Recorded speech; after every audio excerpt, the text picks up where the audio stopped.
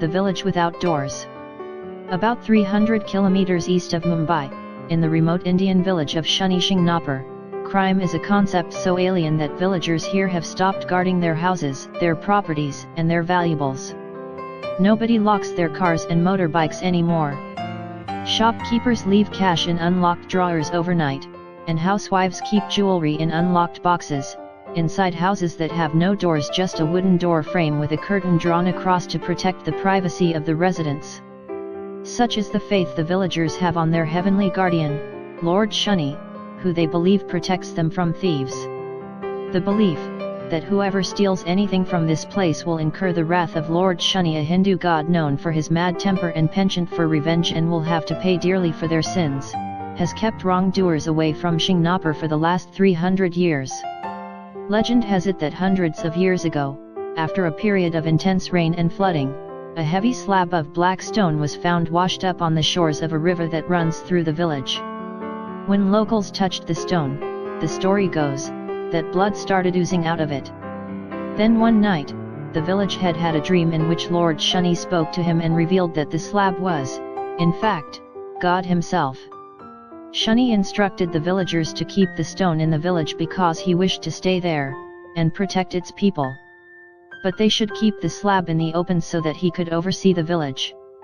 The next day, the villagers dragged the stone to dry land and installed it on a roofless platform at the center of the village. They also decided to do away with all doors and locks on their houses. With the Lord watching over them, they didn't need doors anymore. The tradition has continued since then. Over the years, the lore has grown. Villagers are full of tales about failed robbery attempts where thieves walk all night thinking they have left the village only to find themselves still in the village in the morning. Apparently, they were walking in circles. Another local lore says that one villager installed doors on his house and had a car accident the very next day. Shingnapur remained in obscurity until the 1990s, when it appeared on a Bollywood flick, after which it began drawing thousands of tourists and pilgrims from across the country. But according to some residents, the village's crime-free image is just a ploy to bring more tourists. They claim that petty crime and thefts occur all the time, but temple officials keep everything hushed up to protect Shingnapur's reputation.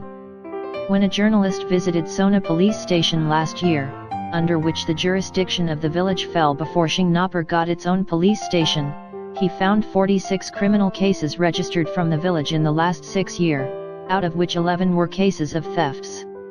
As one probes deeper, more instances of crime begin to emerge. One Shingnapur resident recalls how his mother's gold necklace got stolen one night from their house when he was still a teenager. Pickpocketing is also rampant around the temple area, but they are seldom reported. The fact that Shingnapur has a police station is a sign in itself that its image of a crime-free utopia is a myth. The first public incident to rock the village's reputation occurred in 2010 when cash and items worth Rs 35,000 were stolen from a vehicle.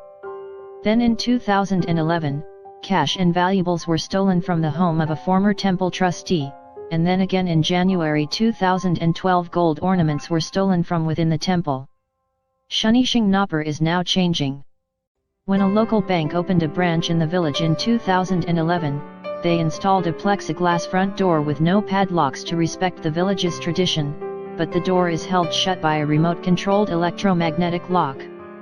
Many houses and local business, especially hotels, began installing sliding doors that slipped back behind the wall, creating an illusion of a doorless entry. Even the temple keeps security guards in the premise along with baggage checks and security cameras. Their donation box is kept locked. Temple trustees and villagers, whose economy depends on tourism, try hard to keep the village's reputation up. The police station and the increased security is for crowd management, not crime patrol, they say. Some still maintain that there are no crimes in the village, and that the police station in Shingnapur is the only one in the entire country without doors, blatantly ignoring the solid wooden panels guarding its entrance.